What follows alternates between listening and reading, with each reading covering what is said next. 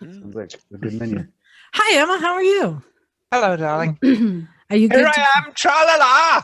Hello.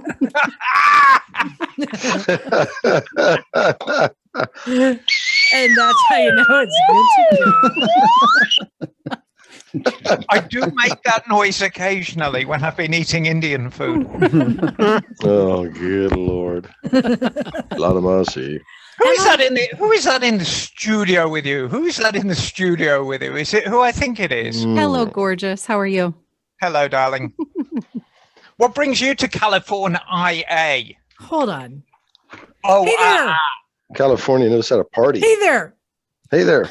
Hey there. Welcome Hey to there. Motorcycles, Welcome to Motorcycles and Misfits. Here at the Recycle Here at the Garage. Recycle Garage. Oh, misfits in the ice. Sunny Santa Cruz, California. Oh, it's really sunny today too. Hubba hubba. By the Hey, time I got down there, I was everyone. sweating bullets. Oh, I can tell we got a rowdy crowd tonight because we had a good weekend, I want to say. Let's start with in order of appearance tonight. The first one showing up. It's Stumpy John. Hey, Stumpy. Hey. I guess I'm supposed to embrace this moniker now, huh? Oh, no. Yeah, I am No, Stumpy. you should but, punch Liza in the mouth. Look, if your name Can was I be like naked? Owen, we wouldn't have to put anything before it. You just be Owen. Oh, well, I'm going to be naked, Stumpy John. How's that? There you go. That's okay. Let's see. Who was next to arrive? I think it was Douglas. Hey, hello. Hey, how are you?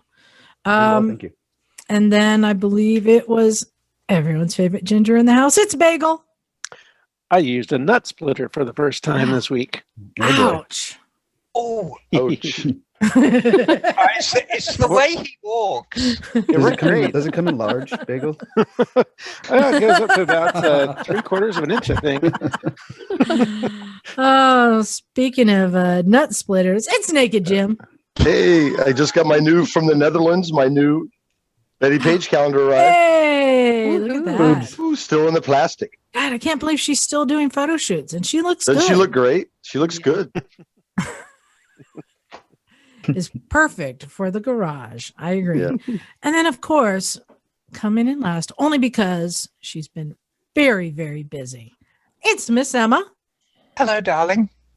Here I am. Hello. Hello. Busy, yeah, busy Emma. Busy Emma. Are you a busy beaver, would they say? My beaver is busy, darling, and other parts of my anatomy as well. Oh, my head. All right. And then joining us live in studio with me, if you're watching video, it's my good friend and business partner and just my adopted sister. It's Michelle. Hey, everybody. Hi. Hey. Hi. Yeah, we got a lot to talk about Michelle, but first we got so much else to catch up on. Hey everyone, I hope you're having a great weekend. I think we've been busy, great riding weather, great wrenching weather, stuff going on. Michelle's here visiting. I've been taking her out around Santa Cruz. You have. You've been spoiling me rotten with the tour guide services. Yeah, we haven't ridden yet. We're going to get there. But one of my favorite things is I took her up to the redwoods yesterday, and I kept saying that, remember, you got to keep looking on the ground, looking all over for these long yellow slugs. They're called banana slugs. And she's like, is this like one of those made up things? That came up when we were. Sasquatch. Yeah. Is this like Sasquatch? It's Sasquatch. And I'm like, yeah, what? I'm not falling for it. Whatever. And I turned to some strangers. I'm like, tell her banana slugs are real. And they're like, oh, certainly. Keep an eye on the ground for them. They're big and yellow. She said, you guys are all in on it. I'm totally calling bullshit. All the tourists, it's the gag. I know. All the tourists get sucked into it. All the locals know the jam. No. I'm not falling for it. And sure enough, what did we find on the trail? A banana slug. That's right. Oh, yeah. Did you kiss it? That was the question. I'm really grateful to say I did not fall for that part. I tried. She tried to get me. Just lick it. Good Just plan. Lick Do it. not do And that. some other hikers came by. They're like, don't lick it. I'm like, God damn it. What? I cannot believe I missed out on this. What the hell is this licking slugs? I make myself extremely ill doing that. No. It'll at least make your It's tongue a go numb. tradition. Doug, you've tried it, haven't you? Well, actually, no, actually, touching them is not good for their skin. They have secretions, and our oils don't mix well with it. So when Wait, I possible, mean, try it's not to. awfully nice of you to think about the slug, but what about your fucking self? I mean, you know, if you're sticking a slug in your mouth, I mean, God, what is I didn't say I did it. when you kiss it? Is it meant to turn into a prince who goes to UCSC or I something? think it's an urban legend. No, you find your third eye. Not your brown eye, your third eye. Oh, I see. You see, this is a visual joke, so people will have to wait until the video comes out. But you've got left ear, right ear, new front ear. Got me with that when I bought my truck. Yeah, there you go. And I sent a lot of people into a panic today, accidentally. Uh-oh. Yeah, I Were was you looking playing. for love in all the wrong places, Liza? I was playing with my Quinn helmet, which, if you recall, is set up to send an alert to anyone if you get in an accident. Did you drop your Stop helmet, you Liza? there. No. Because I think Bagel's been playing with his helmet as well, hence the nut splitter.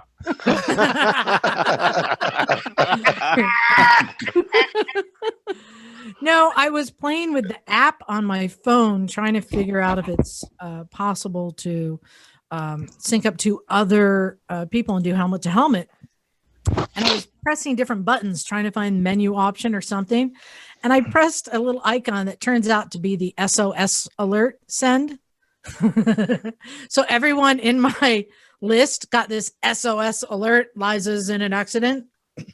Some of my people on the list were like sightseeing in San Francisco. We're like, oh no. shit, trying to reach me. And I wasn't answering my phone because it was in my pocket. Oh, And Oh, I'd like wow. to say that everybody on my list did respond to see if I was okay, except for one. Who would do Jim. that? Jim! I know better. I know better. Yeah. You're playing with your gadgets. Your little monkey mind was at work. Gosh, Little that's what monkey you with call the it now, symbols. playing with your gadgets. You love your gadgets. It works though. You found out. yeah. Successful test. Test run. Yeah. You found out who to take off the list. Yeah, thank you. Take off the will. Doug, when people don't have someone to complain to, they stop complaining. That's your top tip of the day. That's right. You were a work in government. You would know that. Yeah, that's also why I send you my SOS message from the toilet. Exactly. Exactly. Well, and Emma, you weren't here at the garage today because you. I were doing wasn't, something else. and I felt absolutely terrible about it. And if it wasn't as important as it is, I would have been there. You know, I want you to know it's an absolute last resort when I am not at the garage. But I was at. Who wants to chat with me? Hang on. Nobody. Keep talking. Really? Okay. Really. I was. That I was gentleman at- in Russia.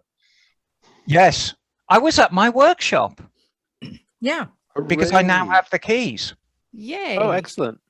And it's as I've told everybody many times in the past. Basically, I've inherited an empty box, and it's not just an empty box; it's brand new construction empty box. So everything needs to be painted.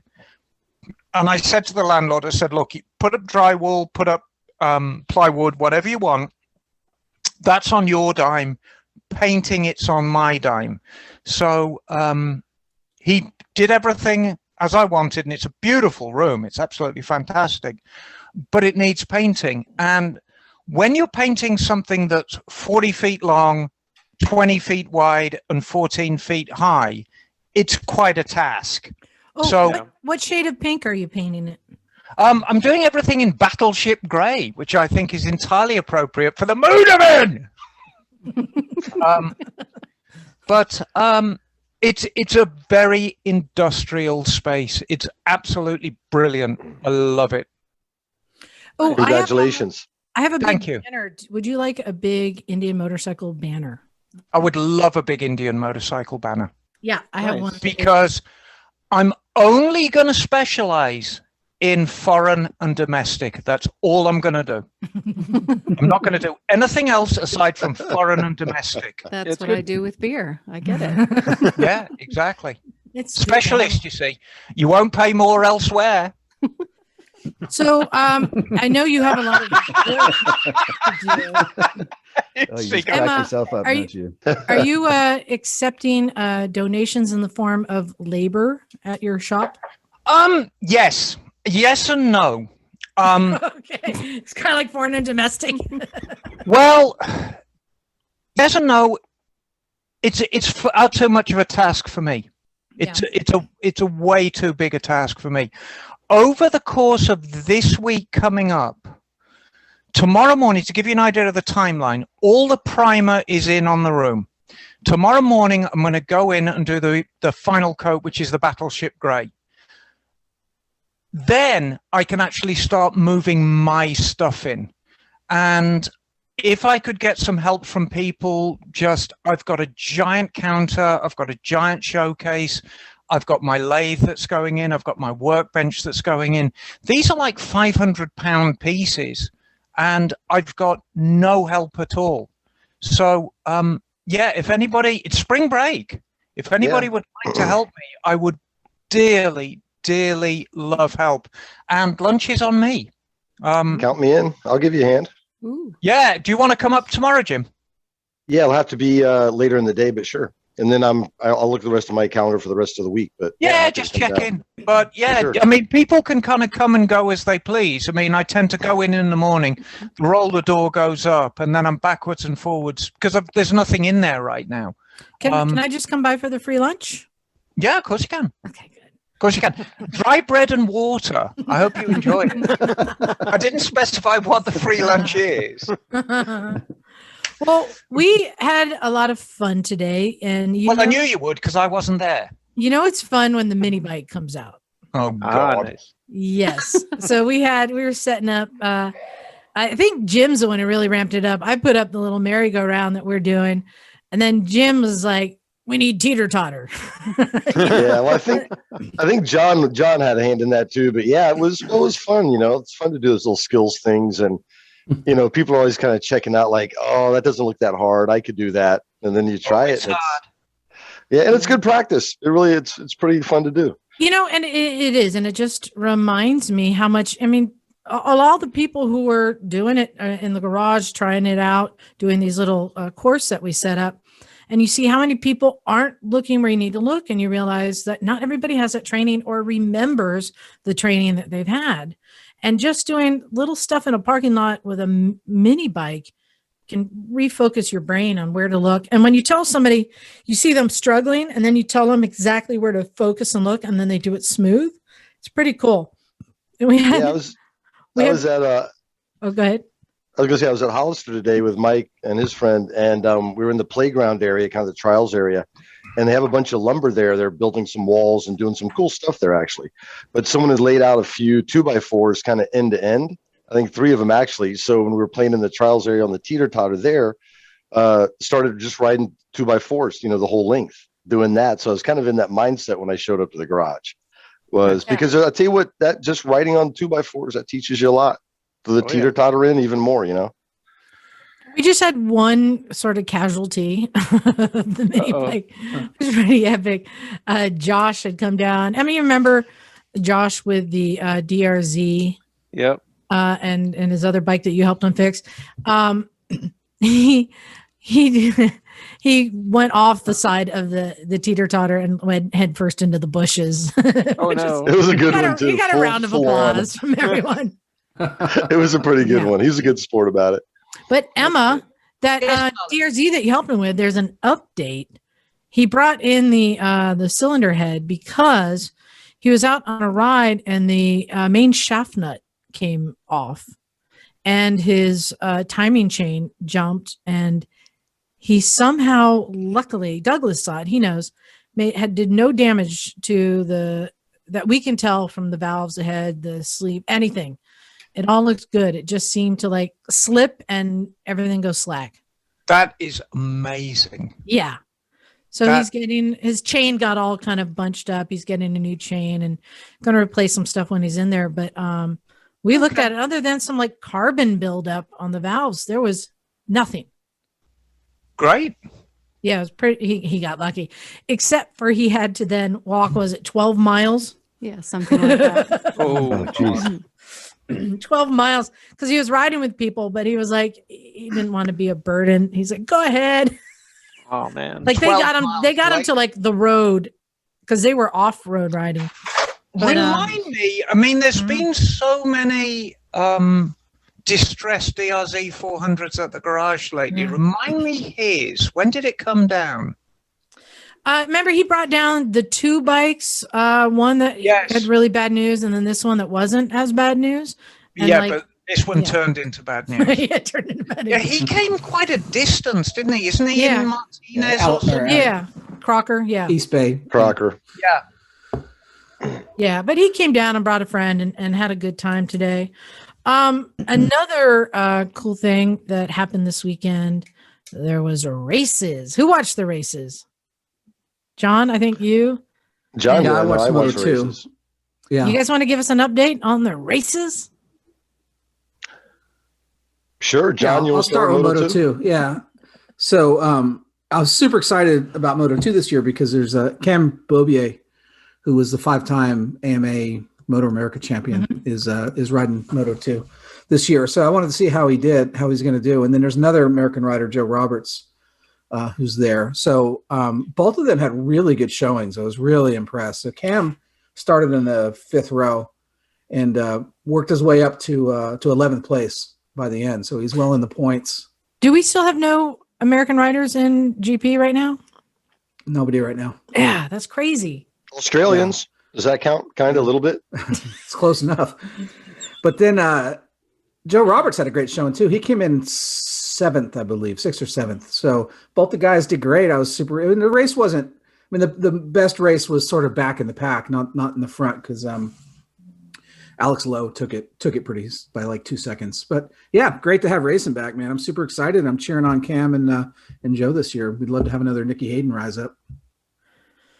And Jim, what did you see?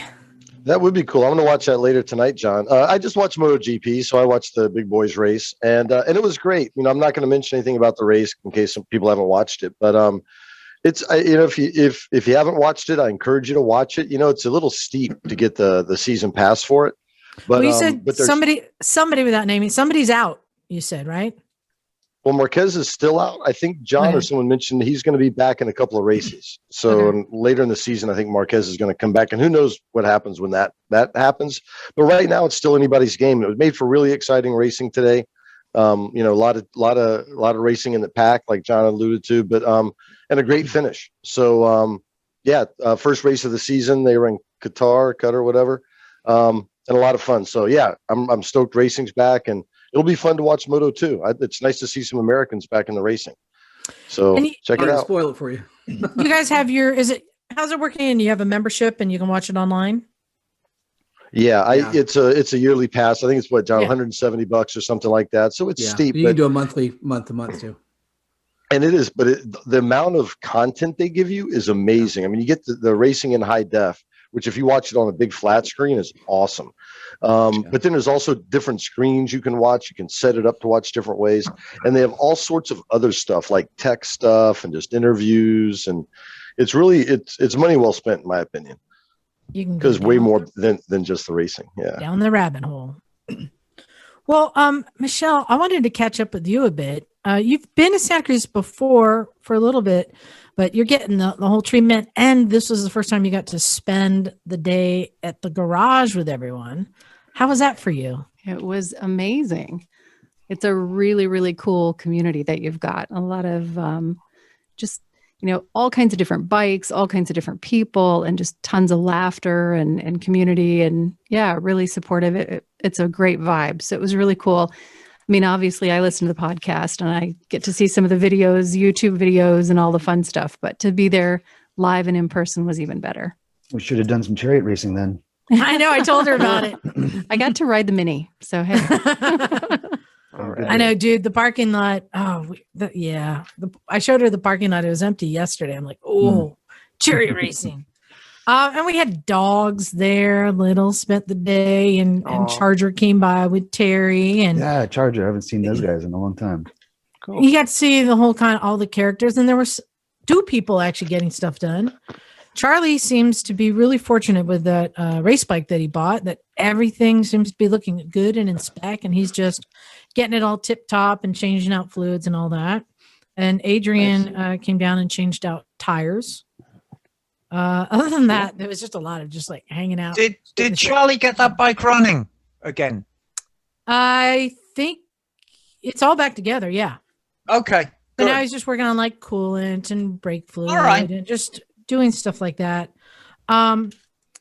Michelle, though, isn't it's fun when you just see like all the people who just kind of come and not just that, but one of the things I love is that like when Josh plopped down his DRZ head and you get like 5 people standing around all kind of giving their input and this and that and advice. And that's what's so great about this is everybody has something to offer to help one another. It's fun. It was a lot of fun. Yeah. Yeah, Yeah, Josh and his buddy had a great time. His friend was commenting like this was really fun because they were doing the little skills competitions and all that kind of stuff. It was fun. It'd been a while, with the whole COVID and everything. So yeah, Michelle brought a good vibe. Thank you. I don't know that it was me, it's you guys, but I was really happy to get to see it. It was a lot of fun. I wanted to get to know Michelle a little bit better. She's got a long history in riding. Michelle, you were on our show before, weren't you? Were you? No. Have you never? I've never. This is my first. You never have. So Wow. And she's an author too. I know. Well, and not just that, you guys. Shameless plug. She's also on another podcast. Shameless plug. Yeah. What? I know. I'm so sorry, but I'm not. I'm having fun on that too. So, hey. Which is? That is Adventure Rider Radio Raw podcast. Yes. It's Adventure Rider Radio does a roundtable. They're bringing on a lot of their like people who've been guests on the show, like world travelers who give a lot of advice on stuff. What was the last topic you guys talked about? Doing around the world stop and start. So doing a around the world trip, but doing it like every 6 months. So you'd go home for 6 months, stash your bike, and then come back and pick up the route and keep moving on. It was really fun. Nice. But I want to go back to your beginnings because Michelle comes from a very special place in the motorcycle industry. I do. I was born and raised in Sturgis. Yeah, there it is. Wow. Not many people can say they're from Sturgis. Michelle, what would you say is the most common type of motorcycle seen in and around Sturgis? You mean just a Harley Davidson? That's Any right. Harley Davidson. Yeah. And what a great opportunity to give a plug to one of our sponsors, fixmyhog.com. If you have a Harley and you want to work on it, maybe you want to save some money, or maybe you just want to empower yourself and learn how to do it yourself, fixmyhog.com is a great place to go. So they have this amazing offer. You can sign up for Fix My Hog premium membership with an exclusive Motorcycles and Misfits deal, and you get a full year for this premium membership for only, does everyone remember how much it is? $3. There it is. That's right. It's at 96% off the normal price. So you go to go.fixmyhog.com/misfits and take advantage of this great offer. The discount will automatically be applied at checkout. And when you're there, you can join a community of passionate riders like Michelle, who are committed to mastering their wrenching skills. And a premium membership will also get you access to hundreds of full-length instructional videos, which are led by master Harley-Davidson technicians. And that's what's great about it. It's not just like reading a step-by-step. It's video instruction on how to do everything, which really comes in handy. I know myself when I'm reading instructions, I don't always quite understand what I'm looking for or at, and this makes it easy. So their videos are focused on helping you develop new wrenching techniques and getting you inspired to complete new projects. So go to go.fixmyhog.com/misfits and join. I just dialed in on the Ninja phone. But Michelle, you're from Sturgis, and Jim and I got to come up and visit you at your motel. We talk about the Chalet Motel in Custer. Yeah. And do some riding. I had no idea how great the riding is there. I think both Jim and I were blown away. And that makes me really totally. happy because you guys have incredible riding around here. So for you to say that is a compliment. But yeah, I mean, it's home to the Sturgis Rally for a reason. There's so many great roads, so many great loop rides, on-road, off-road, twisties, hills. Buffalo. Buffalo, that's right. Do not approach the buffalo. So, no, I'm just going to back up a bit because I'm very interested in this hotel, Michelle. Oh, yeah. I'm very interested in this hotel. Did you ever have to throw anybody out for hanky or For something? hanky-panky. Oh, God. Not at this one. So Okay, very good. I've been a hotel manager for 25, almost 30 years, and I've done plenty of evictions and Right. seen a lot of crazy stuff. We won't go into detail here. It's not for the faint of heart. Yes. But at my particular motel, no, I have not. It's a classy joint. Well,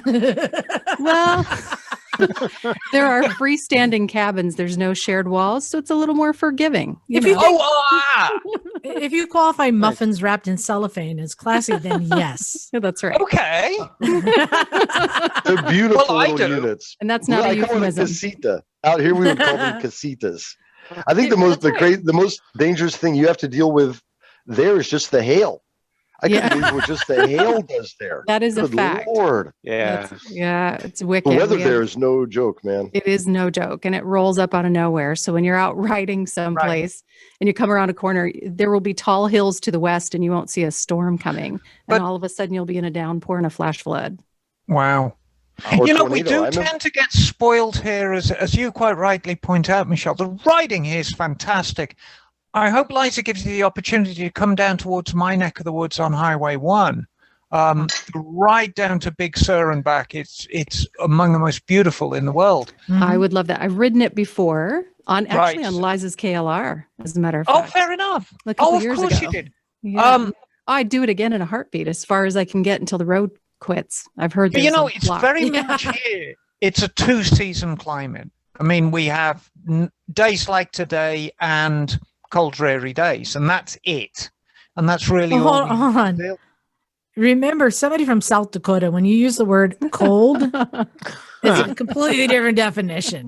Relative Our cold, dreary days, it's 52 degrees, Now, and we're you complaining. are very much as part of a four-season climate, aren't you? I mean, what's the riding season? When can you start riding? Is it around now, or are we still a little early? No, so it's a little bit different, and this is very, very techie as far as South Dakota goes. But I moved to Custer, and Sturgis is actually 75 miles north of me. And in Sturgis, we're a Rapid City, the lower hills. I could ride almost every month of the year, but I had to do it right after the snowplow went by and be very selective, like legitimately go out and start my bike and go Right. around the block. But riding season, pretty good weather for riding from April through October or November.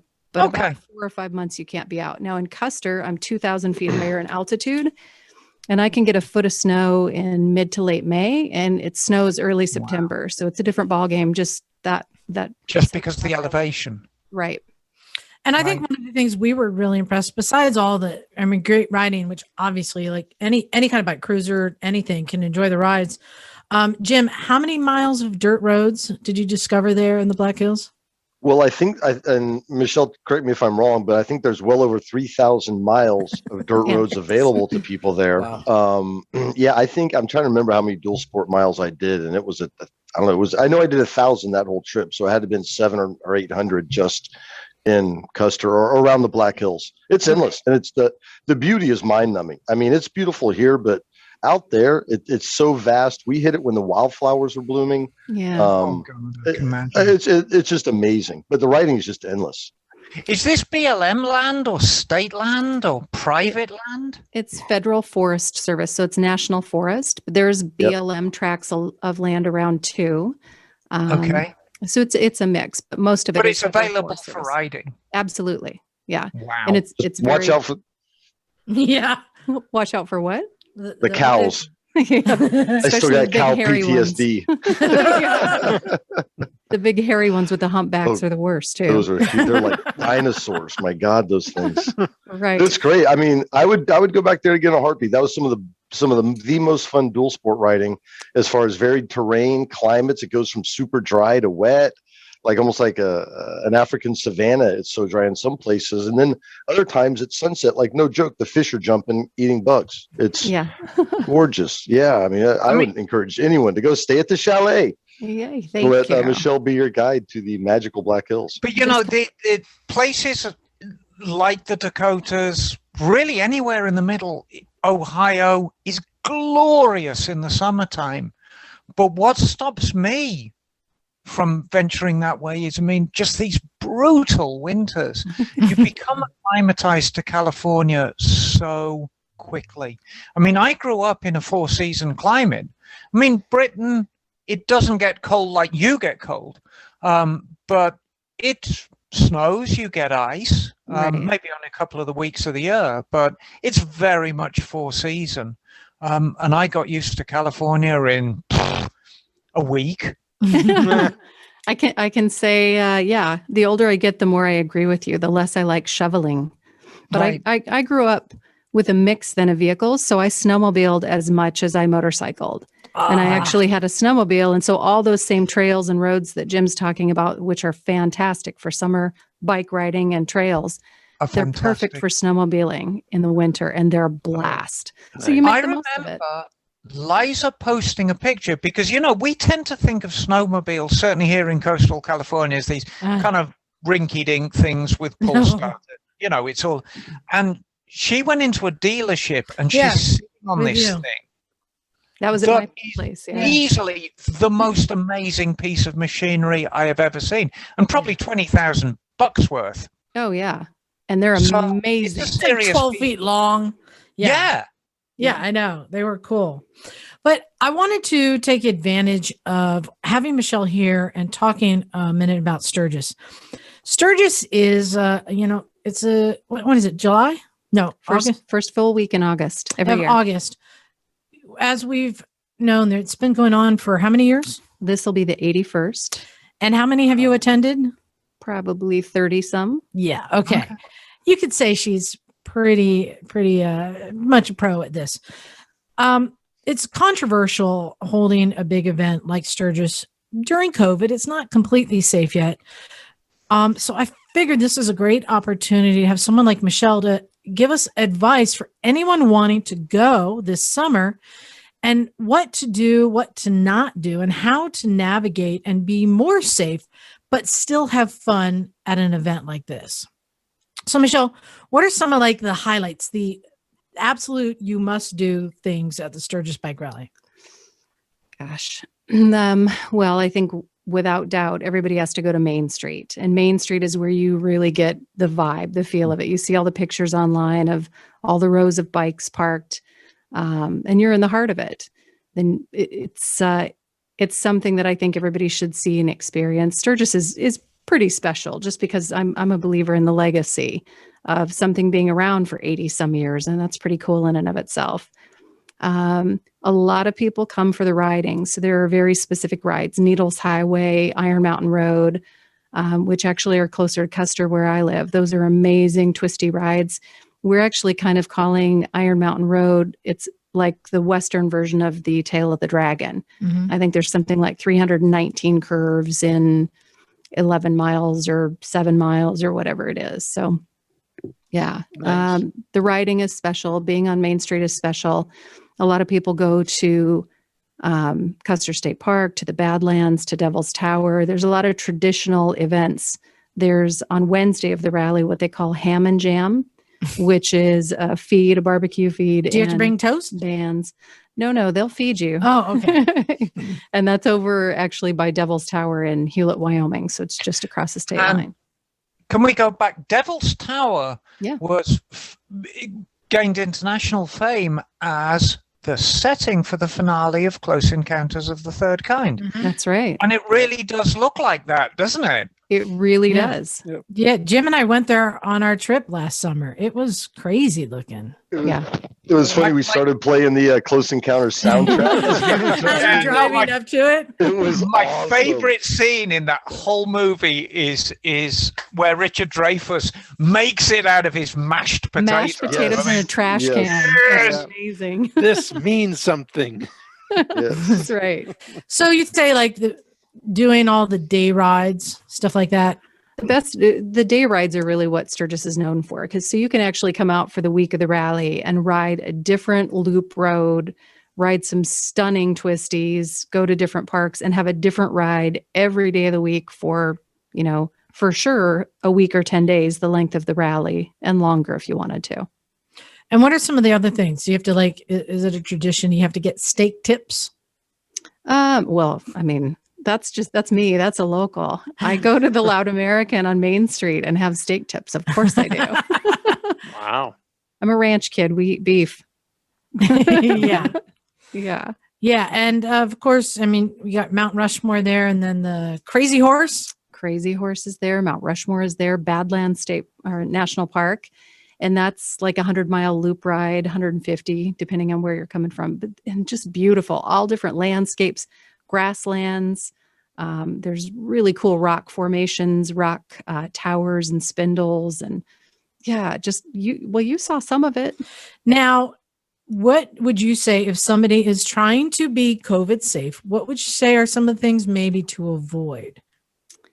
Well, especially in a year like this year, if you're trying to be safe, I probably would be a little more conscious of where you stay. I mean, obviously, there's a lot of campgrounds and a lot of bars and a lot of people socialize on Main Street every evening. And they're probably doing so without masks. So just make smart decisions. If that's not for you, then maybe just enjoy the riding and go up and down Main Street, but you don't necessarily have to stop. Or you can wear masks. So there's a lot of outdoor venues and events. A lot of outdoor events and venues. Yeah. Yeah. And didn't you say, isn't there the Harley Davidson dealership there that sets up it has a huge thing just in their lot? Yeah. So Harley Davidson, the big dealership in Rapid City, Harley Davidson of the Black Hills, they actually set up, I don't even remember, it's something like 200 vendors come onto their lot. It's a 30-acre lot around that dealership. And they fill it up with all these vendors and food places. So it's like its own little mini city. Yeah. And then Harley Davidson Corporate from Milwaukee brings out test bikes and things and has a place set up for riding and demos in Sturgis too. Now, as somebody who you've ridden Harley Davidsons, but you don't have one now, you want to tell everyone what you do ride now? I have a KLR 650. Woo! There's that one other person in America. Rock on. And I have all dual sports. So I also have a little Yamaha XT250 and an XT225. So how are you treated at an event like Sturgis if you're not wearing the Harley accoutrement and riding a Harley or an Indian or something like that? Well, I mean, you can run into a broad range of reactions from people. I rock up on my KLR 650. There you go. And my adventure gear and my peaked, showy adventure helmet. Yeah. And I don't give a shit what anybody says or does. Right on. I showed up on two wheels, and if you don't like it, fine, whatever. I ride my ride, you ride your ride. Well, and speaking of your ride, since you haven't been on here, we won't spend too much time, but I do want to let you give your plug for your book, because you did a great adventure and it kind of really established yourself in the motorcycle industry. Do you want to just give like the 5-minute what you did and where you went? Yeah, sure. So I rode my KLR from South Dakota to the bottom of South America via Newfoundland. So instead of going to Alaska, I rode to Newfoundland. And I was gone. I planned to be gone 6 months to a year, and I wound up being gone 2 full years. See, Bagel can relate to that path because Bagel went to Alaska to ride to New Orleans. See? Yep. I like your style. Yep. Exactly. I knew I found my people.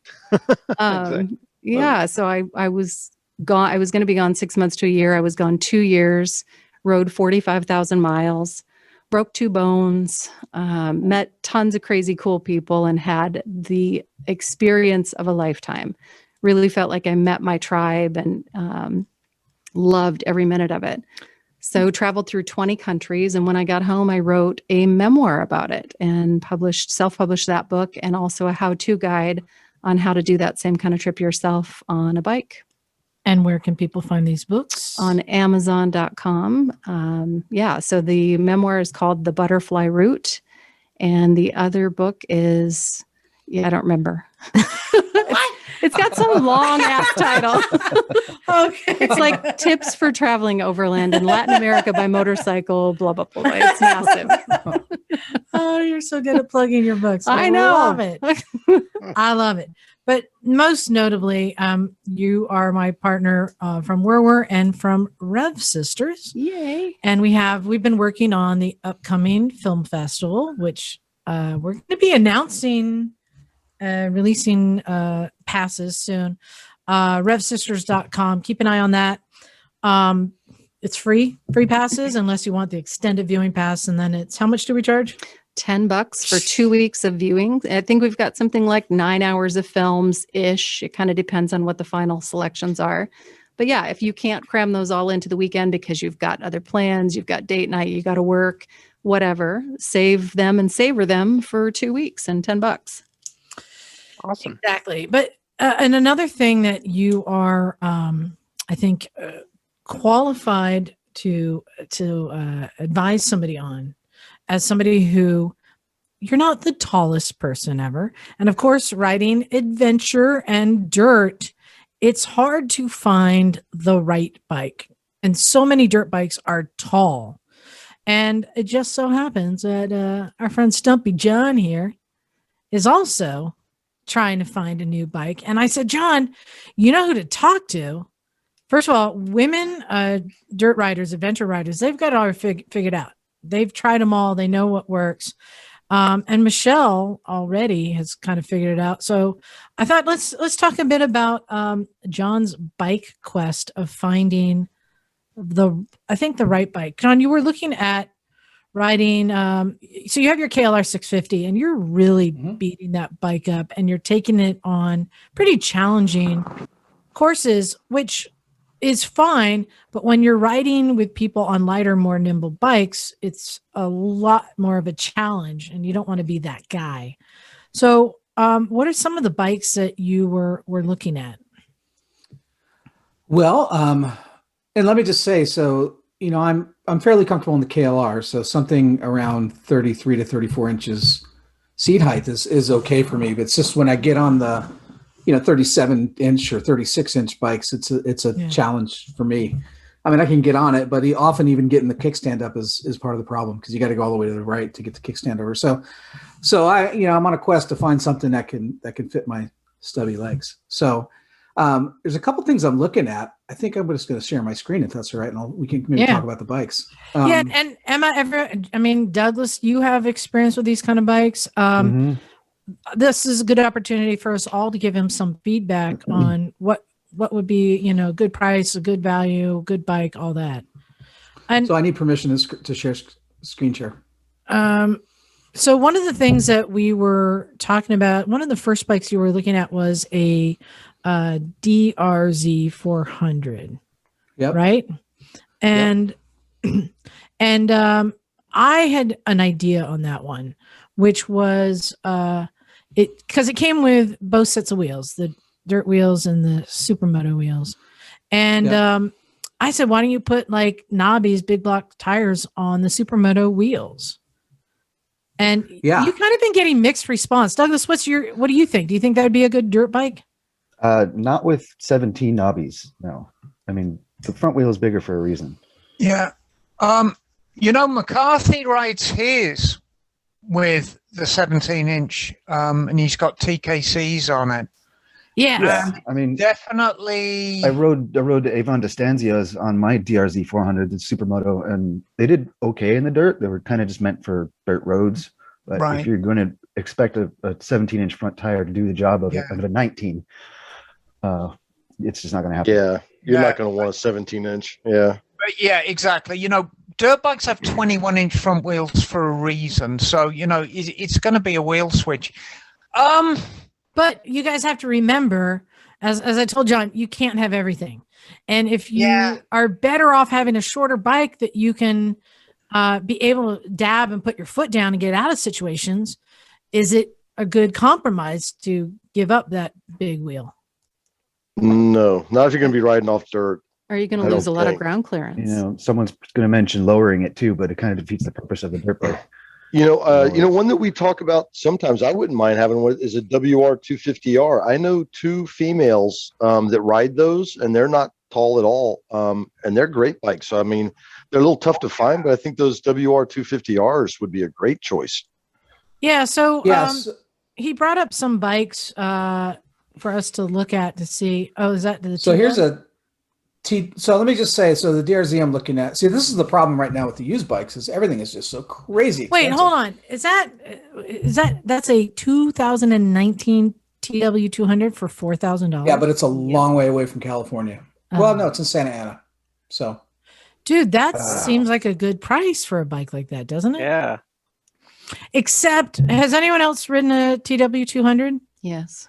They're pretty gutless, right? Wouldn't you say? Yeah, it's not my favorite ride. Yeah. So, No. I mean, that's a whole nother factor and how important is having the power to get up and go to you, John? well, if something's going to be making me slower than my KLR following these other people, then I'll stay on the KLR. The TW would do that. Yeah. And even I think Emma, I think you told me on the 250 dirt bikes, like just comparing the CRF, the KLX, and the WR, isn't the WR going to be a little punchier? To be honest with you, if you're riding on the street, you're going to be looking for power on all 3. In the dirt, they're all great. I would say the WR, out of all of them, the WR is actually the oldest engine, but it's a punchy motor. Oh, The other one that comes to mind is Kawasaki just came out or has that 300 now too. Yeah. KLX? So here's a KLX 250. Yeah, I like KLXs. I do too. So,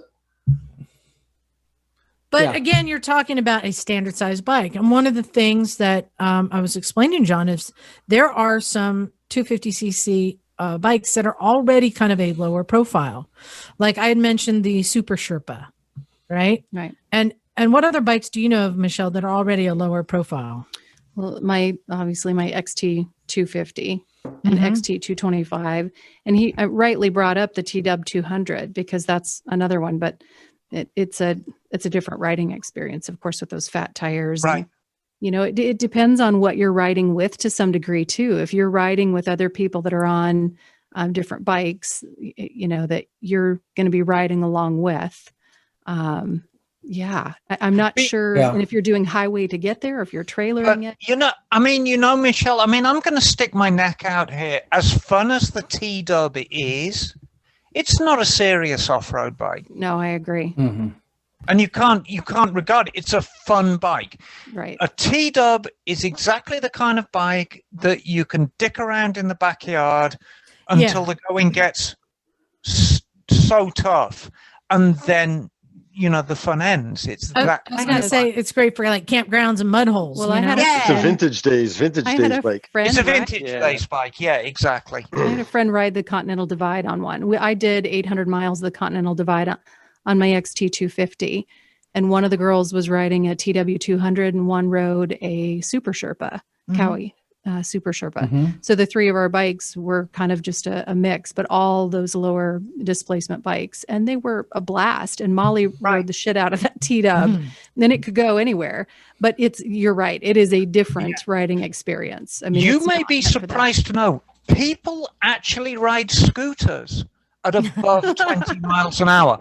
I know it's hard to believe because they are just so lethal, but people actually ride those death traps at higher than walking pace. So anything's possible. That's Exception exceptionally skilled people do. Yes, thank you, Bagel.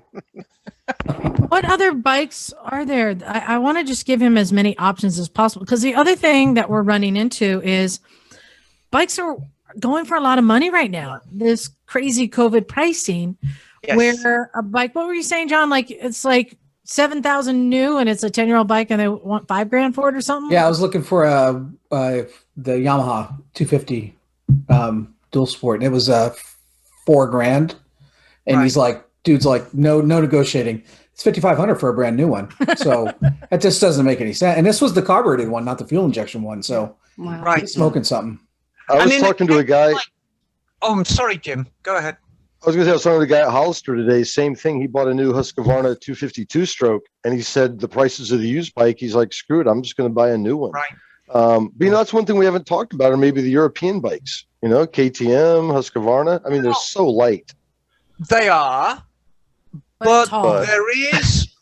there's a commitment to cost when you own a European bike. I mean, there's no getting away from the fact that if you run a European bike, it is going to cost you more to maintain than a Japanese one. You could argue that you're getting more bike for your money. And in a lot of cases, in terms of performance, weight reduction, just specification, yes, you are. But they can be substantially more expensive to just keep on the road. But I would like to point out, and like in my case, I got that 690 KTM 690 Enduro, which is a whole lot of bike, and that bike can do so many things that I will never ask it to do. It really is a sort of a performance bike, but the reason I have it is because it fits me perfect.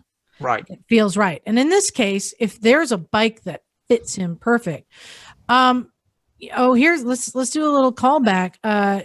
John, one thing to consider, I think last week we read an email about the inappropriate dirt bikes. That you have to look at some of these bikes on the Facebook page there. I mean, they're doing stupid, crazy, fun dirt bike riding on really inappropriate bikes with knobbies. I'm just wondering if there are any good inappropriate bikes that might just be the perfect bike for you. I can argue the KLR is a really good inappropriate bike. Silverwing. Get a Silverwing. I think John needs a Vespa Cross Vespa. Oh, maybe I'll join Bagel's. Look, I think I threw it out to him when I was saying, like, crazy idea. Isn't it Honda that has the off-road scooter that looks kind of like an Africa Twin? Yep. But again, it comes down to all these bikes are fun for different reasons. But when you're riding with a group, you want to have a similar kind of bike to ride with them. Mm-hmm. And if he's riding with people on, 400s, maybe 500s, I think you can get away, as Jim has proven, you can get away with one of these 250s. They're going to be quite capable. They're going to do stuff. And then when you get a bike like the Super Sherpa that a lot of people don't know about, but it's hard to find. Emma, have you come across any Super Sherpas? How often do you see them? No, I never see them. Yeah. Never see them. You have to wonder. Yeah, I couldn't find one. I couldn't find one in the U.S. that was for sale. Yeah, why is it that these bikes that are lower, that suit a lot of lower riders, including many of them women, why are they just not that common? Why are they so hard to find? You think that there would be? I don't think they were massive sellers when they were new. Mm. And even so, that explains the used market. And from a new dealership's point of view, all dealerships have to go on is sales volume for the past. And if a type of bike is shown to be a crappy seller, why stock his showroom with one? Yeah. Right. So it kind of perpetuates it. But I can't ever recall seeing a Sherpa in the flesh, as it were, in its natural habitat. So, Emma, what bikes do you think, like, if you narrowed it down to like 3 bikes that he should just, here's the 3 you should be looking for. What are you going to say? Well, I'm a huge fan of the KLX. I like the KLX. It's a tough one, John, because I think you're going to be looking for power with the smaller bikes. Yeah. But, that's the trade-off you're going to have to make, mate. Yeah, I'm leaning towards a DRZ with an With a aftermarket 400. seat. Yeah, Yeah. with an aftermarket seat. Yeah, Because the Corbin Just- can get me down to Lower seat. 33.5. Right. So Just tread carefully. And the only reason I say that, I mean, I've always had a very, very high opinion of DRZs. I mean, I love the DR650, but I think for what you want it for, it'd be a non-starter. So it's the DRZ 400 for you. So, and this one But that we've you're, been dealing with a lot of broken ones lately, and it's kind of Yeah. shaken me a little bit. yeah, but that You know, may I be said- because there's so many out there. The odds are greater that it's Yeah. going to be. And they're one of getting those. old. Yeah. And You they're know, getting I second him on the KLX. Like, I don't know what the KLX 300 goes for, but I think that could be a great bike. You know, I think it'll make enough power. I Nothing think for the slows down. dirt, you're going to be fine, John. I mean, if we're just talking about riding it in the dirt, get a KLX 250. They're bloody great, or the 300. Yeah. And get a new one. Don't dick around with a used one. Yeah. Just get a new one. You guys haven't even mentioned the KLR 250. Is that too old?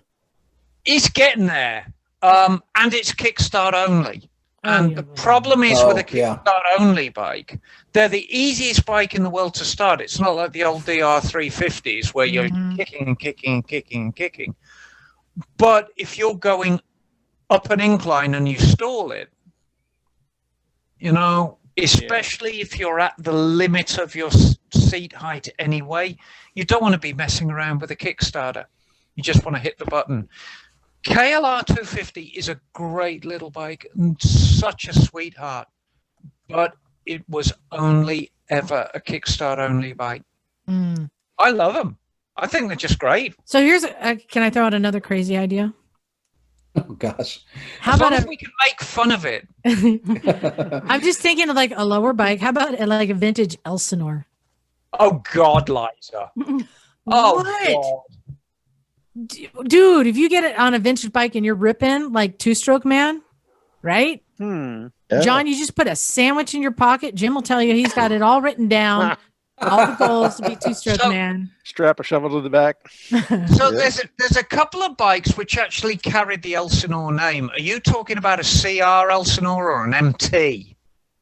Are you talking about the road going one or the dirt only one? Yeah, no, the road going one. The MT 250. Yeah.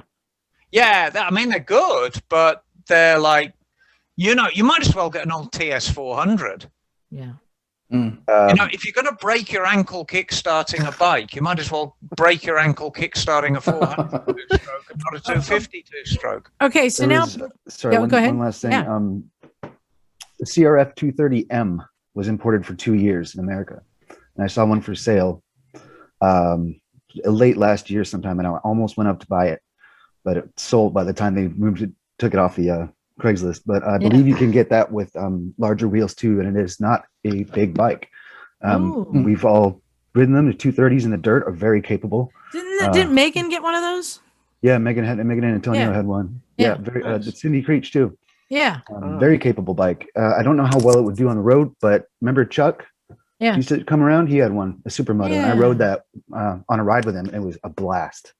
Nice. That had 17s on it though. But I'm looking online, and the 230M was available with dirt wheels on it too, just plated for California. Cool.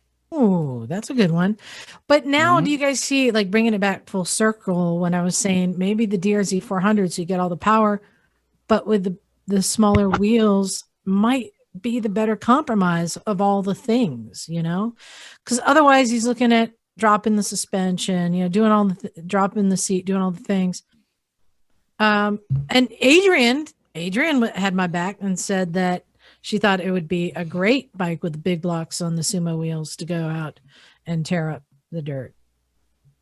As long as you're not like trying to jump a log or something, right? Gonna make you a really good dirt rider if you're riding. It will. I remember knobby stuff on extra 17s. challenge. Yeah, we were with Knox somewhere, and he had his The on sheet his- iron. that was a sheet iron. Yeah, and he had his little front wheel on that, didn't he? Yeah. No, he had an 18-inch. What the heck did he have? Did he get a I different can't wheel? remember. He had a weird combo. Yeah. Okay, yeah, he struggled with it. I don't know. I mean, you look at bikes like the T-Dub or like the Van that have just the big, small wheels. It seems like it might be a good compromise because even when you're talking about the 230, the power is not there when you're riding with people on even like 350s, Sure. 400s, 690s, I mean, whatever. the bike we're all trying to find just doesn't exist. You can't expect it Right. to do. You know, all of these things. that's something to talk Compromise about. somewhere. Yeah, talk about too is just, it gets back to skills also. Not that John's not a skilled rider, obviously, but the classic one is Jocelyn Snow, right? Yeah. So you just have to kind of maybe Yeah. do what you can with the equipment, and then it's just back to like having to adapt and learn the skills or whatever. Sure. Well, John, I'm going to throw out one more crazy bike to consider. And this one is a bit of a unicorn. In fact, Is it a Rokon? it is not a Rokon. In fact, you guys remember when Knott got his XR650R and said he got a unicorn and then everybody got one? Guilty. Oh, like Douglas, yeah. How many, Michelle? How many XR650Rs came by the garage today? More than one. Yeah. Does it make him the Unicorn Wrangler? Well, Douglas has what I think is the real unicorn. Douglas, you want to tell everyone what bike you have? I have a 1985 Honda CR500 with a California legal license plate on it. And John, do you know- 17-inch wheels. Do you know what this is? Do you know what he's talking about? It's a two-stroke, right? Yeah, Two-stroke 500, yeah. the monster two. Yep. These Yeah. bikes are like illegal for killing children, right? Yeah. I'm trying to find a plated two-stroke from pre Back then. DMV rules. Yeah. Is that you rarely come across it, but to find a CR500 that's plated, Yeah. That's cool. it's Does even there's yeah, gotta be in like the maybe two-stroke 4 or world, 5 in California. It's 500 is a beast. So was Mhm. that originally allowed to be plated when it was sold? well until 2003, I believe. Oh, really? It was. I thought it was a Yeah, dirt-only bike. Right. Yeah, It's it was never plated. Yeah. Production. So it's just grandfathered in from whoever Right. did it in probably the 90s. Wow. That's great. Yeah, John, if you want to, that slipped through the cracks. Funnily enough, there's a CR500 that somebody has turned into a cruiser right here in Carmel. That is Oh, for wow. sale on Craig right now. Oh yeah, Wow. it's on Craigslist. I'm going to send you the link right now, Liza. all right. Yeah. Meanwhile, But yeah, But- so John, if you want a bike that will like blow everyone away and it'll Yeah. definitely keep up. That thing's got to be a little scary, isn't it? Well, I'll tell you what, I blew out a sole of my boot trying to kick it. It broke the sole in half. Oh, geez. Oh my. Yeah, it's definitely a gosh. yeah, you gotta Well- be wearing a motocross boot. Douglas, this is quite the project that you have. And I know that you got it from a friend of the garage Hmm. when he passed. So it's kind of got, some history too. Yeah, Have you had is this bike is it running? Because it hadn't been running when you got it, right? it was not running. I did a Yeah. full engine rebuild. It needed to be bored and sleeved, and I needed a new crank because it was pitted and bad. So I spent quite a bit of money and time Yeah. getting that motor rebuilt. Bearings were done. It had been sitting in Tim's garage for 5+ years, and yeah, everything was bad. I got it running. I can start it right up the road. As soon as I get back and park it and turn it off, it will not start again. So it is definitely not reliable. I can't buzz around town and go to the supermarket on it or something like that, because I'd end up getting an Uber home and taking the truck back to pick it up. Emma, what do you think that could be? I mean, there's various things that unfortunately it could be. I tend to think if a bike runs fine and then you park it and you go back and it won't start, is it losing its spark? And not that I could tell, but But- it's so binary that if it was weak spark or something, it would just shut off when I was running it, and it never would do that. Right. I mean, is it still the is it still the monster to try and start? Because I think that might be half of the problem. It's got so much compression. It does have a ton of compression. Right. But I don't see how it would have too much. I don't know. Does it have electronic ignition? Yes. Yeah. Could it be a bad CDI unit? Maybe. Don't think so. I don't know. It's been a bit since I've toyed with it. So yeah. Have you swapped plugs out for new ones? Maybe. Yep. New plugs, new coil.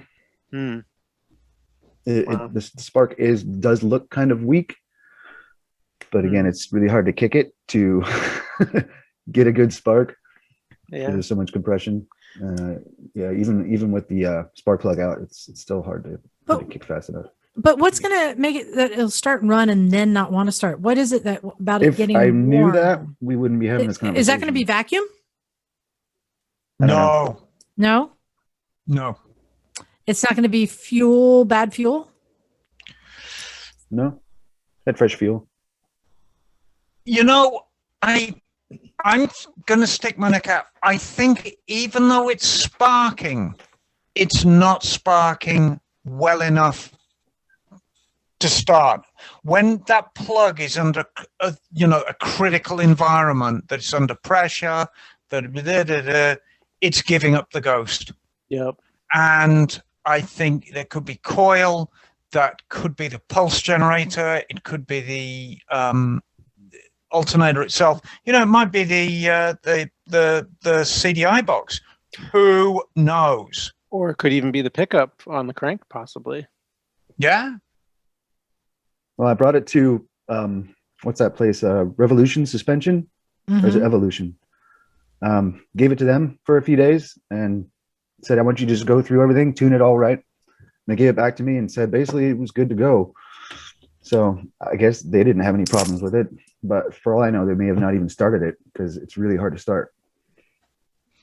But now I'm not as familiar on the two strokes. Emma, what about like a fuel mixture, like fouling the plug? It's possible. There's so many things it could be. There's so many things it could be. I would have to have a look at it, and let's say it arrived at my garage. I get it started, take it for a ride, try and start it, and then immediately see what the plug's doing. Try and start it as best I could. Now, the reality is that's going to be one of the few bikes I won't be able to do simply because I'm not strong enough to start it anymore. Yeah, we talked about it. Taking a bike on that, I say, well, I'm going to have to find a big boy to help me start it. It's not really professional. Yeah, there's a secret sauce too. You can't just get on it and mule kick it. Yeah, exactly. I mean, you need to know what you're doing, otherwise you're going to end up with a broken ankle. Honda, in all their brilliantness, they put the kickstand on the swing arm. So as you're kicking it, the whole thing is swaying back and forth because your weight is shifting, and oh no, the bike is compressing and it's swinging, and it almost wants to dump you off to the right.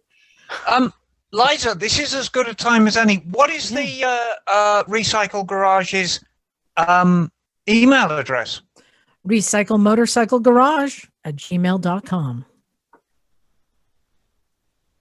All right. Oh, while you're doing that, I will make an announcement. It was sticker day at the garage today. Yep, we got free stickers. Yeah. Yes, it was. Really? Oh, Bagel, I'm going to send you yours. We've got new stickers and they're really cool. Oh, cool. Please do. Everyone got stickers and how do you describe it, Michelle? They're rainbowy. How do you say? Yeah, iridescent. Iridescent. Ooh. That's what it is. Diffraction, darling. Fancy. Diffraction. Yes. They're snazzy. Check your emails, Liza.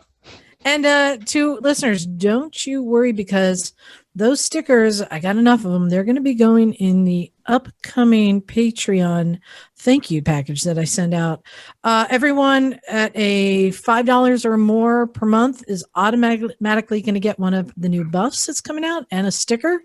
And if you're $1 or more a month, you get the sticker. I'm just going to automatically send it to everyone.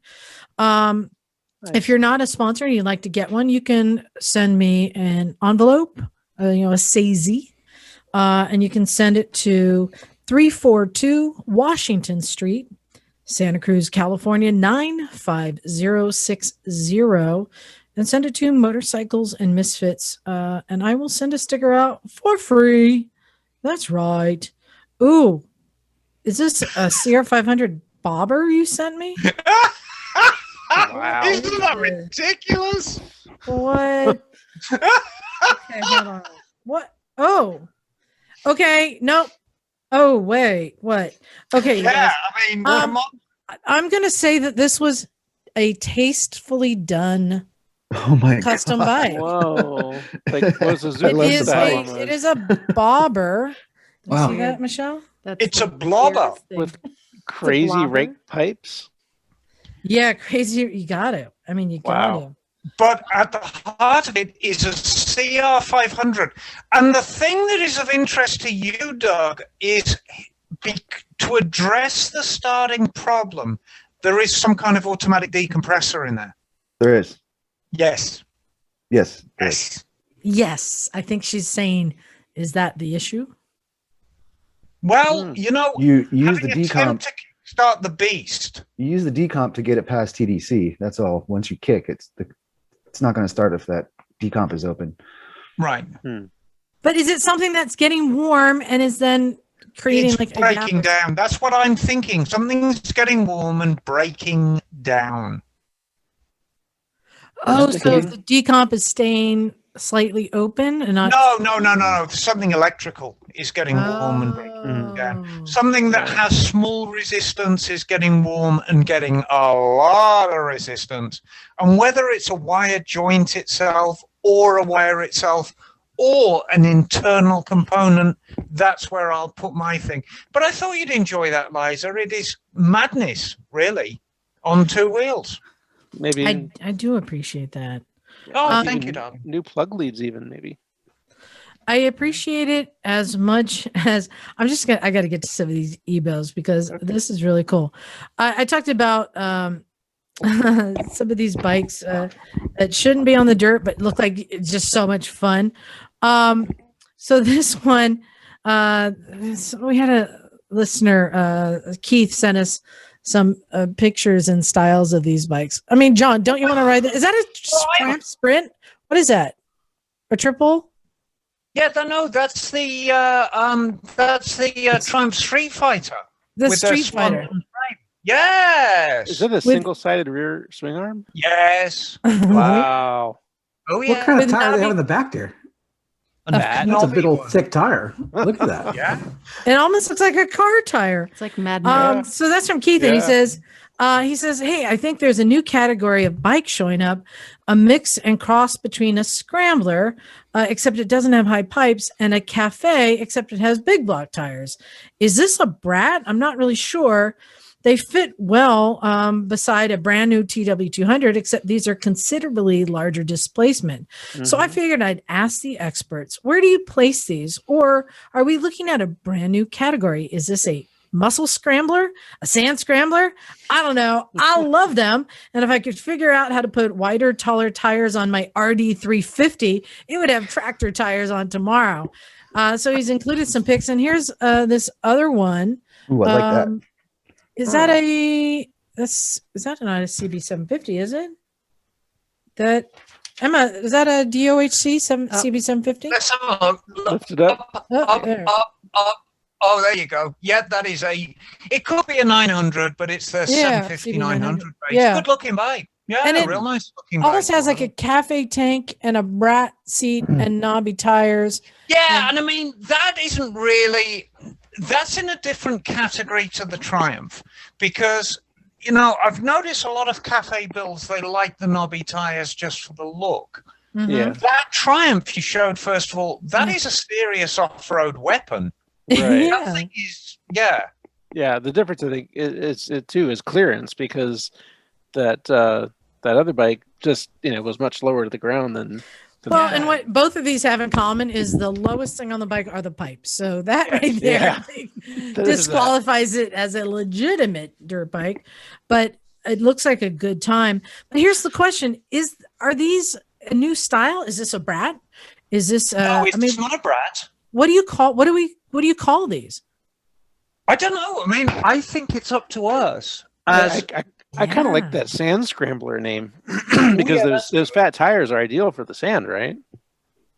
Well, Paddles, yeah. could I make a suggestion here? Because I mean, we are legitimate journalists, and I think it is up to us to come up with a new name for these bikes. Yes. And I'm going to submit, I think, Rommel style. Oh no! What? Ooh. Oh yes, What? because I mean, he was the desert rat, darling. Oh, He was the God. desert rat. You know? Anyone else have a better suggestion? Yeah. Well, I mean, it's the first suggestion, so we need to do better than that because we don't want that to stick. But yeah, we need to come up with a.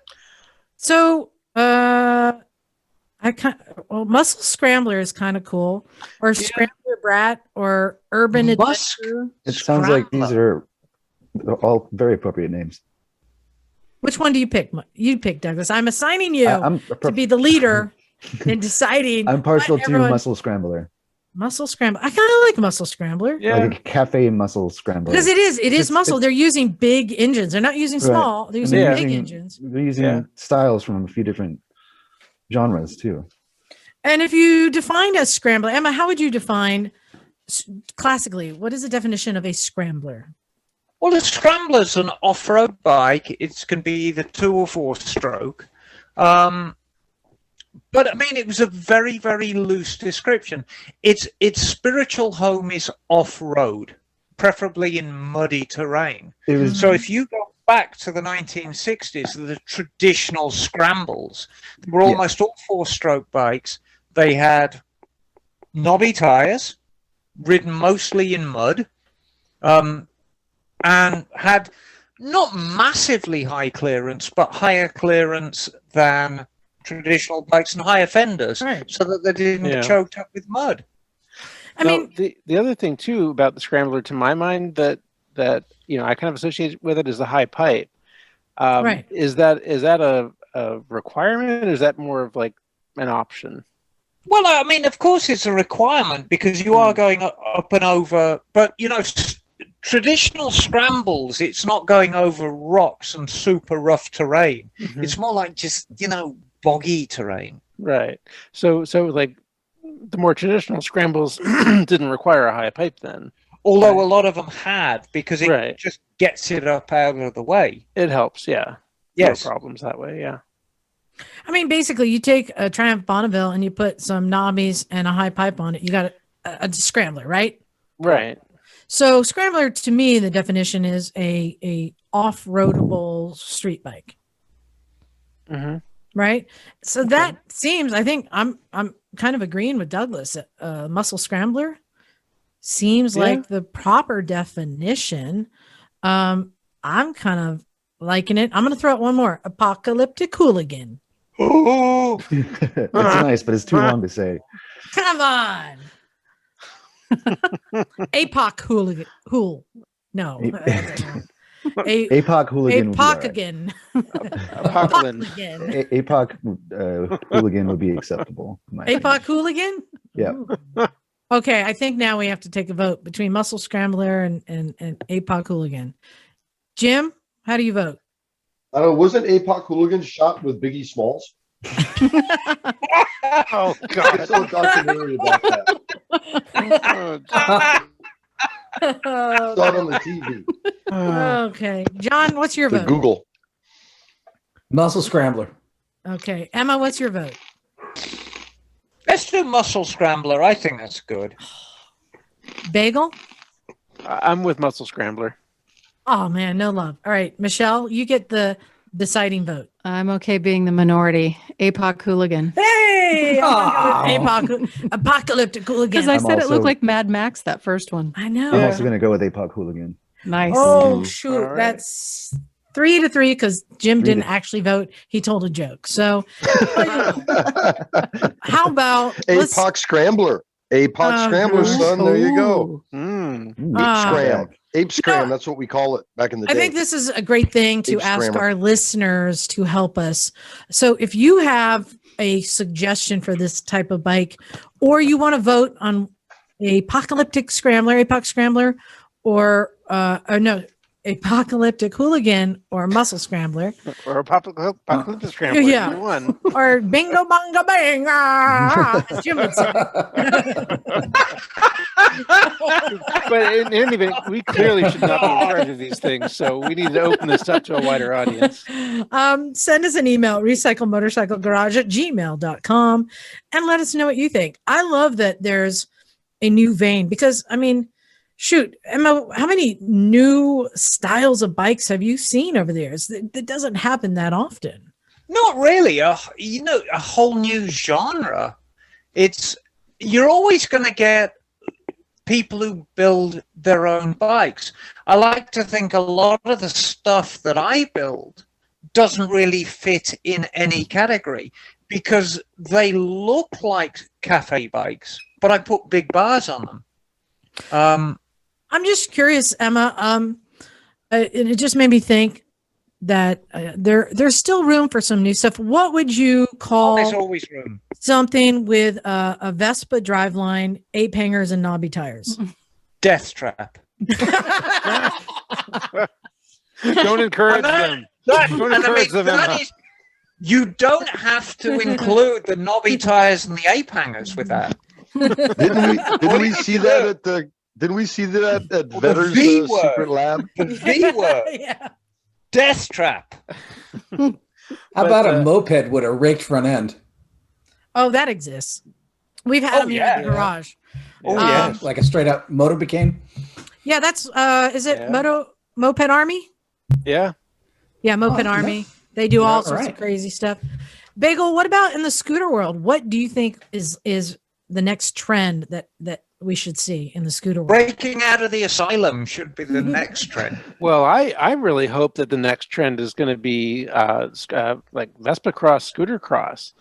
Yes. Because I love just using scooters for just totally the wrong purposes. And I think that's a great way to do it. And yeah, I'm hoping to make some progress on mine one of these days soon. You've been talking for years about I've been talking. Yeah, the Bahajaj. Well, now that I have the space and yeah. Yes. But Bagel, Yes. I put it to you that any time that you ride a scooter above walking pace, you really, you're defying the odds of reason, darling. Yeah, but I live with it. Yes, I know. It's a fact of life for me. How about you, Douglas? What do you want to see next? What I don't combination? know. I want to see people just doing it. Just hack that What, in shit the up. street, darling? No shame. In McDonald's on the counter. Yeah, we have an email, right? Well, actually, you know where you can see that and all these things? No, that was a real question. Do you know where? Where's that? The One Show. Yeah. Oh, yes. Oh, yeah. And that's they pretty announced they're doing the One Show this year. They are indeed. They are. In fact, Bagel, I think you sent me something too. It is in May, right? Yes, it's actually it starts April 30th through May 2nd, I believe.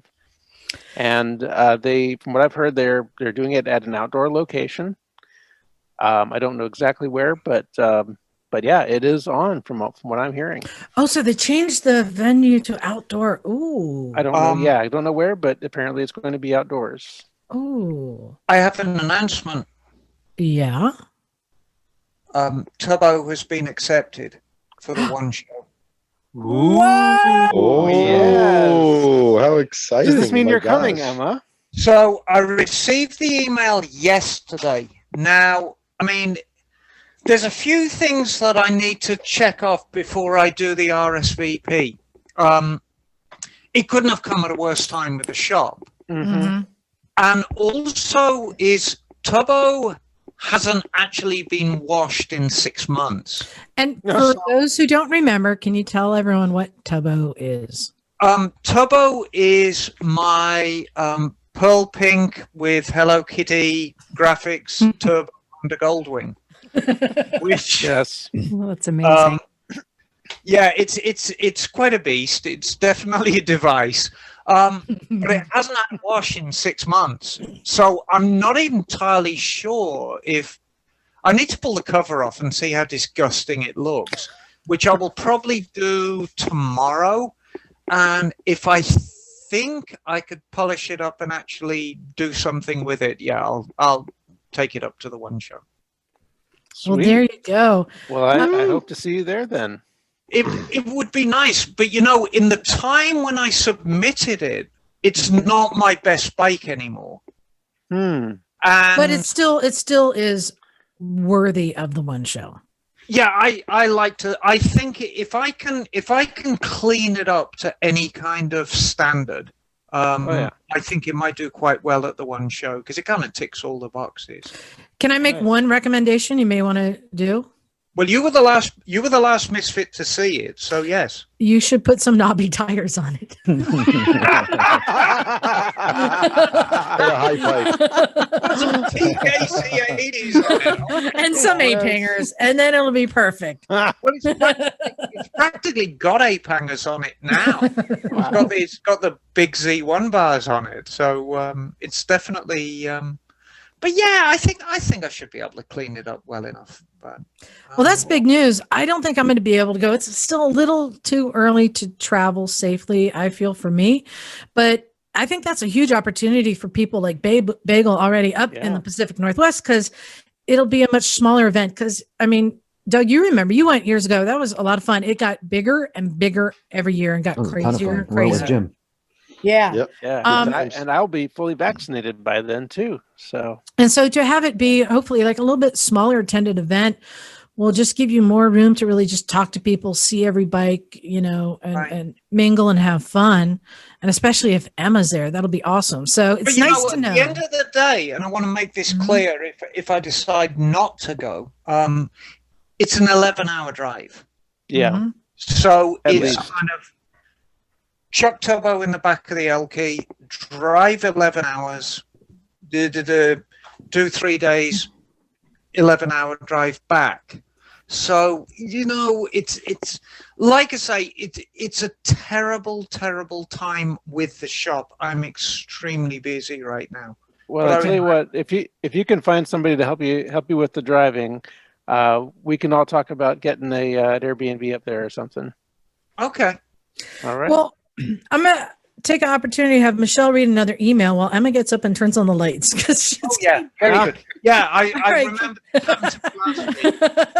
Let there be light. It's very moody. I kind of like that. All right, Michelle, you got an email to read. I do. Dear Liza and Miss Emma. Hey. Ooh. Hello. I have been tuning into you guys' antics for a couple years now, and it is the highlight of my Monday listening. Brilliant. I currently own 2 bikes and I'm considering a third. One is my first bike, a 1982 CM 450C. Nice. Oh, that's a good bike. The other is my daily driver, a 2016 Shadow Phantom 750.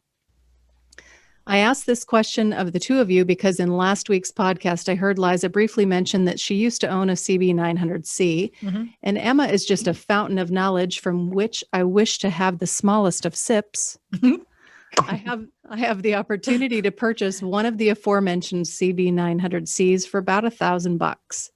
It's one of those it ran when I parked it 2 years ago type of things. I have done enough research to know that this is a parts bin bike and that it can be quirky. I have heard that parts can be expensive or hard to get for this particular bike. Yes. However, I have also heard that they are very rare and even a decent runner can fetch a good return on the flip, if nothing else. The plan, should I not just flip it, would be to use it for some light touring with my wife since my Shadow doesn't really have a pillion seat to speak of. Okay. At least not one the passenger will enjoy sitting on for more than 100 yards. Yes.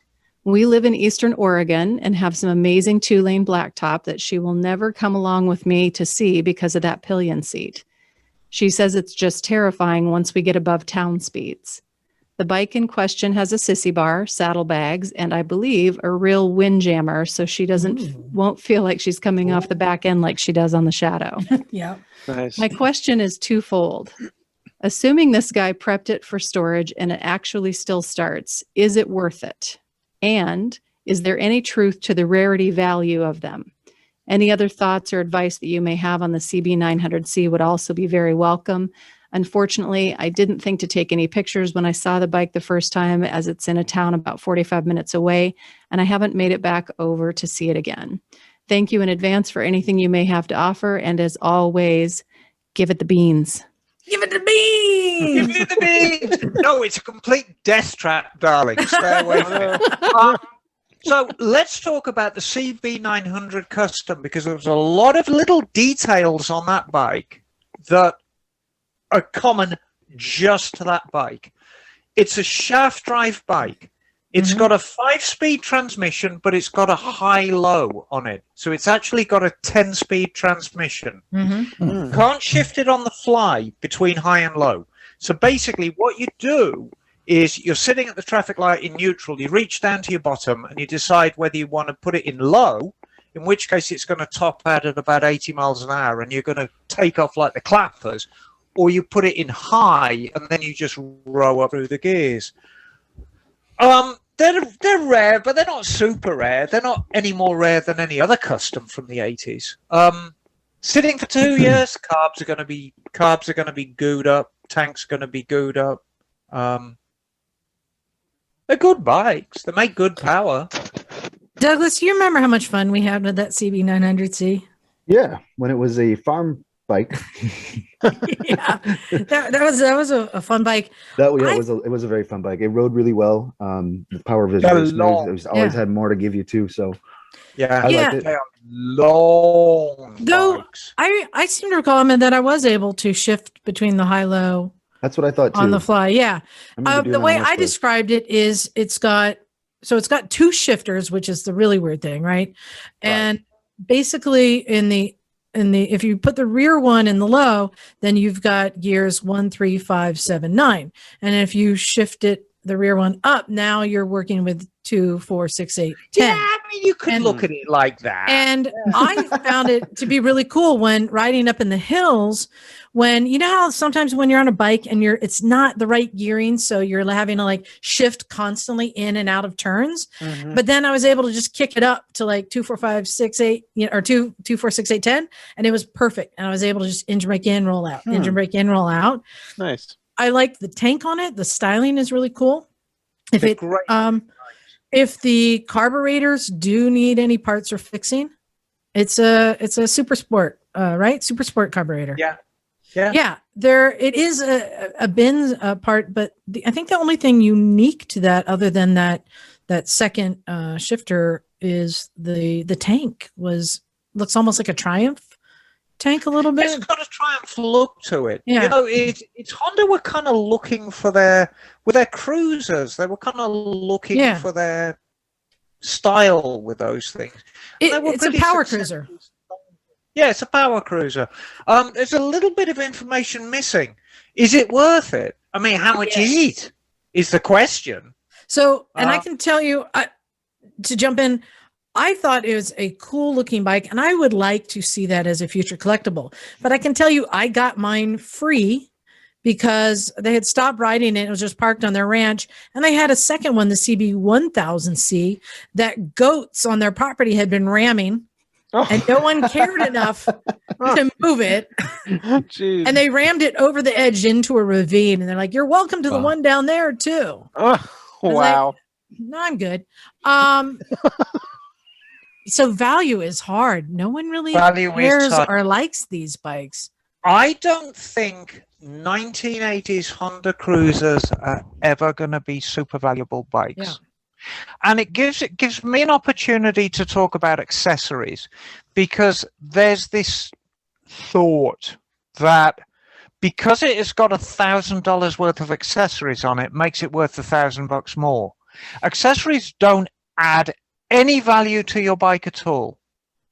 They add desirability, but only to people who want those accessories.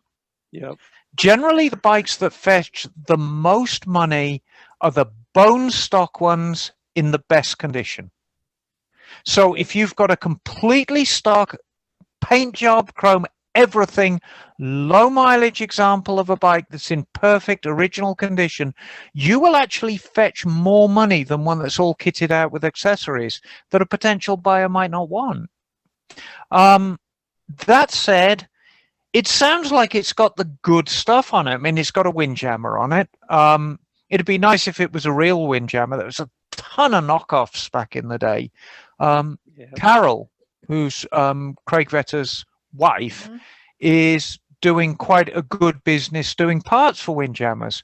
So, you know, if you lose a turn signal or pop one of those vents out of the windshield, she can supply you with one, which is nice. Great. And again, luggage is very, very handy to have. I mean, the old Vetter luggage from back in the day, I mean, you've got to remember this stuff was designed 45 years ago. So if you look at it now, it's kind of weird and clunky. It's kind of lozenge shaped. They're odd. The Vetter touring stuff is odd, but it looks kind of impressive as well. It's got a sort of Evel Knievel look about it. It's all down to the money. So I'm going to weigh in. I think my final advice on this. So if you recall, his other bike is a 2016 Shadow Phantom 750, and he's wanting a bike to take his wife on. So I think the easy answer here is you want to take loved ones on the newer bike with better braking and handling. Bottom line. That's the answer there. The CB900C is a fun, cool bike. I don't know that I would be taking a passenger on an 80s bike. It's not going to be as reliable.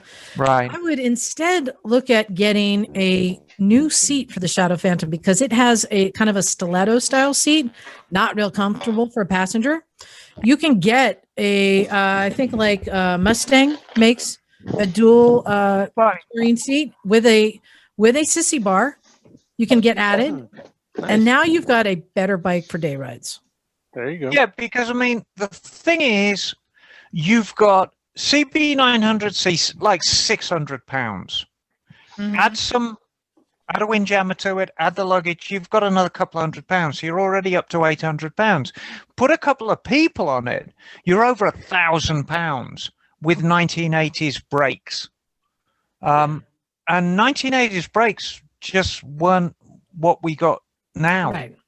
So by all means, I'm not saying, I'll go back to what I originally said, it's not a death trap, but if it's primarily for you and your wife to go out and enjoy it, buy the bike, especially if the price is right, but dear God, get used to it first, because you will be amazed.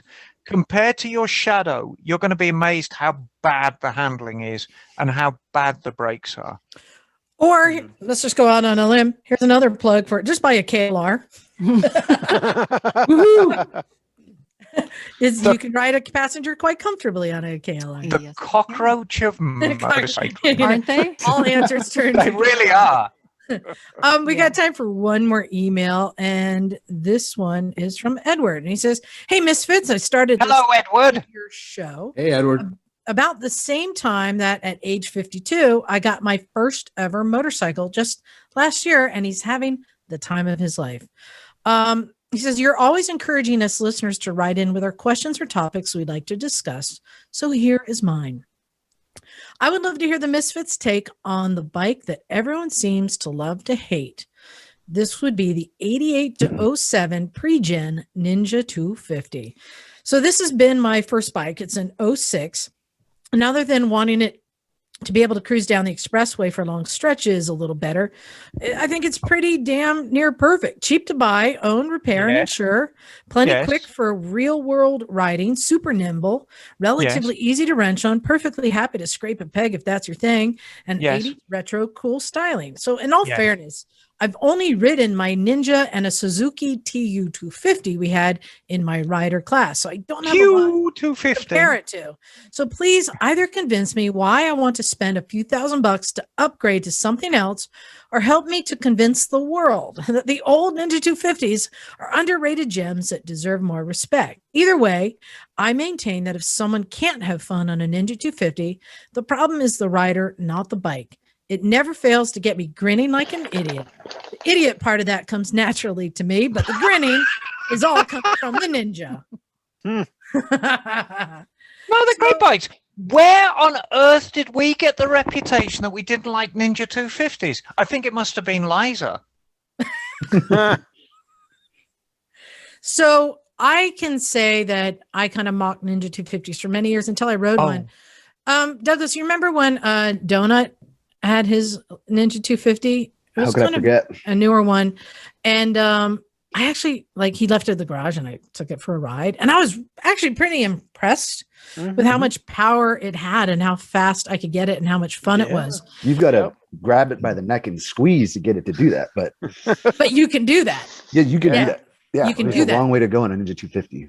But that's super popular with track racing too, track bikes. Exactly. But I think it comes down to what we were talking about earlier with John trying to find the right bike, is that you want to have a bike that's going to ride similar to all the other people you're riding with. And so riding any 250, like a Ninja 250 on the street, on the highway, you really struggle to keep up with other people. Yeah, Bagel? Yeah. Well, I mean, yeah, I agree that if you're going to be riding with other people who are riding much bigger bikes, it's going to be tough if you're on any kind of 250, even a Ninja 250. Yeah. But the from what I know about the Ninja 250, and I've never ridden one myself, but from what I know about them, they're nothing to sneeze at. Because my friend Gary put a Ninja 250 motor into a scooter, and he said that he had the thing up to 90 miles an hour. Yeah. And was a little afraid to take it above that. So those motors can do, any speed that you reasonably could expect to be able to do on roads here, Yeah, absolutely.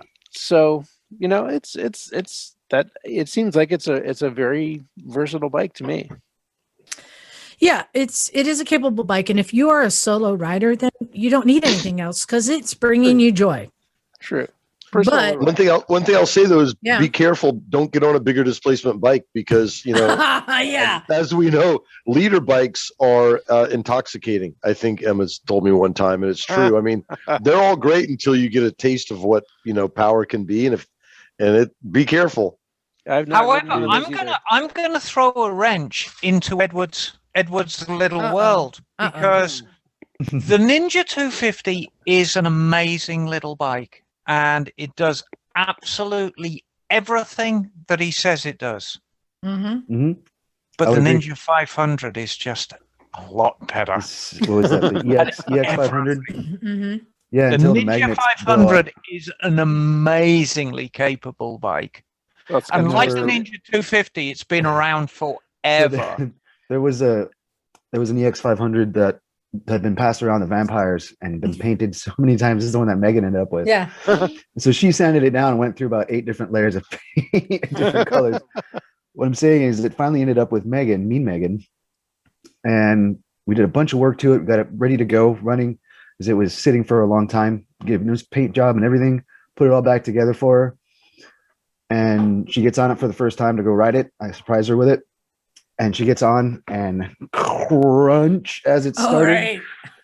The magnet's head came apart in the side of the engine. Oh no! Oh, in the stator. Wow. And that's a known problem with the EX 500. Oh, bummer. So that bike went bye-bye. I'm going to say, if you're solo riding, you're having fun, it's great. But and that's the end of the day, because as long as you're having fun on your bike and you love it. Yeah. Well, but you can have a lot more fun on. A KLR. Hang on. That's what I got can a have call more coming fun in on the Ninja phone. No, you can't. You actually can't have fun on a KLR 650. Ours, yes, is that Really? Because everyone's laughing at you. That's what makes it even more fun. I like making people laugh. I'm good with that. No, I've seen people touring on a Ninja 250. I mean, Alan Smith Oh on yeah. the front of the garage Yeah. with his Veterized Ninja 250, Right. setting Totally. like We records on it. didn't we see a guy do it on the sheet iron on an He did a sheet 250? iron. Going with- through a stream. Street tires. Yeah, It was- Wow. Kat's Yeah. got one. She put nitrous on it. Wow. Wow. Yeah. That's Right. right. You Oh can my do crazy God. things. They are fun. They are capable. There's all sorts of reasons to ride them, but there's also all sorts of reasons to discover. There's so much more out there. And I'm not going to convince you to change your bike, but at some point to become an even better rider, I strongly suggest riding more bikes, having more types of riding experiences, do some track, do some dirt, do some touring, do all the things. And that's where you fall short in the Ninja 250 because it's only going to do these things it does well. And there's a whole other world out there as John and Liza, Jim are discovering. Liza, stop Yes. upsetting Edward Oh my God. So right now. I mean it. what that means is you get to keep it and buy another one. This is what you convince Well, your that's wife of. okay. Because the Misfit said, oh, it's okay to get another bike. N plus one. N plus one. There we right. go. N being the number you already have. That's right. Exactly. The Well, answer. I think that wraps it up. You guys, what a fun show. Just to top off a great fun weekend. And Michelle, thank you so much for joining us. Thank you for having me, and thanks everybody. It's been a blast. Yeah, Yeah. thanks for Rev coming out. Sisters in the heist. I know, right? Yes, indeed. How long are you in Michelle, what is the California name? for, Michelle? I think for a week. So I've been Good. here a Come couple down and see me. Come down and see me in Monterey. I I'd would love love to that. show you the new shop. I would love that. Um, Thank you. Guess what bike I'll put her on to send her down?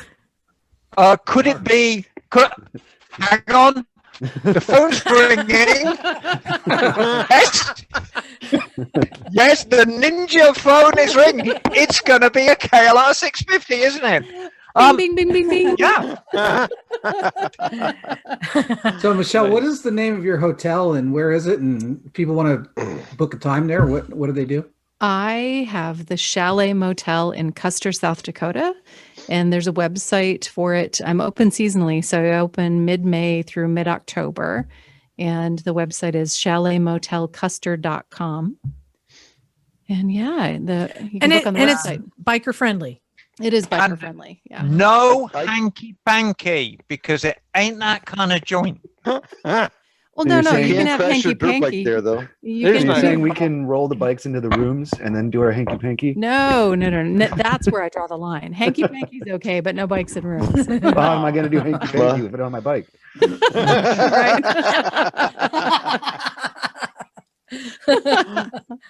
Nice. You do know we're motosexual, right? That I have the T-shirt to prove it. So yes, I do. God, you've got a T-shirt with me on it. Oh, I do. That is the coolest picture ever. In fact, I walked by a calendar today and I'm like, I have the T-shirt. I have a great story. I was actually wearing that T-shirt and I walked into a motorcycle shop and the poor guy behind the counter, he looks at me and then he looks at the T-shirt and he realizes that it's actually me on the T-shirt. And he was so disconcerted about the whole thing. And I'm like, yes, I sleep with motorcycles. Do you have a problem with that? Did he pass you the hand sanitizer? Exactly. That's And he didn't amazing. respect me in the morning either. Oh no. Well, Bloody Yamahas. That's hilarious. Emma, just a reminder, have you checked your Ask Miss Emma email recently? No, I've been too busy. Do I have a new one? I believe you may, or there's one coming in. So give it a check because we've got some new people have signed up. So And, a big you know, thanks.